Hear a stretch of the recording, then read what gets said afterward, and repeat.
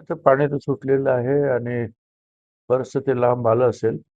मला कल्पना नाही. काल ते 12 किलोमीटर 36 किलोमीटरवर आलेलं आहे आणि कदाचित 4-5 वाजेपर्यंत ते पूर्ण आपल्या तालुक्यामध्ये पूर्णपणे त्यांचा प्रवेश होईल. आता पुढे आलेले आहे ते. परंतु हे आहे की हे पाणी सुद्धा कमी पडत आहे. कारण त्याच्यावर दिंडोरी, चांदवड, येवला हे सगळे तालुके आहेत. कोणाला नाही म्हणणं फार कठीण जात आहे. माझी विनंती एवढीच आहे की टेलला म्हणजे जे शेवटाला अगोदर पाणी पोहोचू द्या आणि नंतर मग वरती आपण सगळ्यांनी पाणी घेऊया.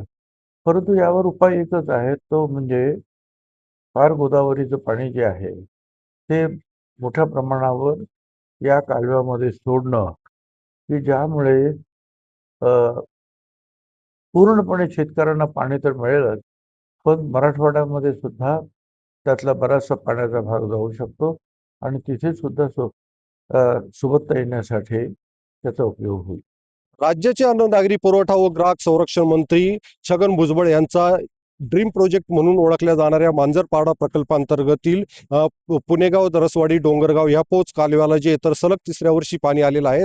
आपण पाहू शकतात की मी आता त्याच कालव्यावर असून या ठिकाणी जर बघितलं तर 113 किलोमीटरचा प्रवास करत हे पाणी जे तर ते आता येवला तालुक्यात दाखल झालेलं आहे आणि हे पाणी जे तर ते उद्याला याचं टेल असलेलं डोंगरगाव या धरणापर्यंत पोहोचणार आहेत. त्याच्यामुळे कुठेतरी शेतकऱ्यांमध्ये समाधानाचं वातावरण जरी असेल, मात्र हे पाणी जे तर ते अपुरेसं पाणी आहेत आणि हे जास्त पाणी वाढवण्यासाठी गोदावरी खोऱ्यातील पाणी जे तर ते ह्या कालव्यासाठी वळवण्यासाठी प्रयत्न करणार असल्याचं मंत्री छगन भुजबळ सांगत आहेत. आणि एकंदरीत पाहता ह्या पाण्याचा जर विचार केला तर साधारण येवला तालुक्यातील 70 ते 80 बंधारे जे तर ते भरले जाणार आहेत आणि ह्या पाण्याच्या माध्यमातून कुठेतरी 800 ते 1000 हेक्टर जे तर ते सिंचनाखाली येणार आहेत आणि ह्या पाण्याचा जो आहे तर तो लहान मोठे बंधारे भरल्यानंतर विहिरींना आणि बोरवेलला याचं पर्क्युलेशन होईल आणि ह्या पर्क्युलेशनच्या माध्यमातून माणसं असतील किंवा जनावरं असतील तर यांचा पाण्याचा प्रश्न जो आहे तर तो सुटणार आहे. उमेश पारिक, TV9 मराठी, येवला, नाशिक.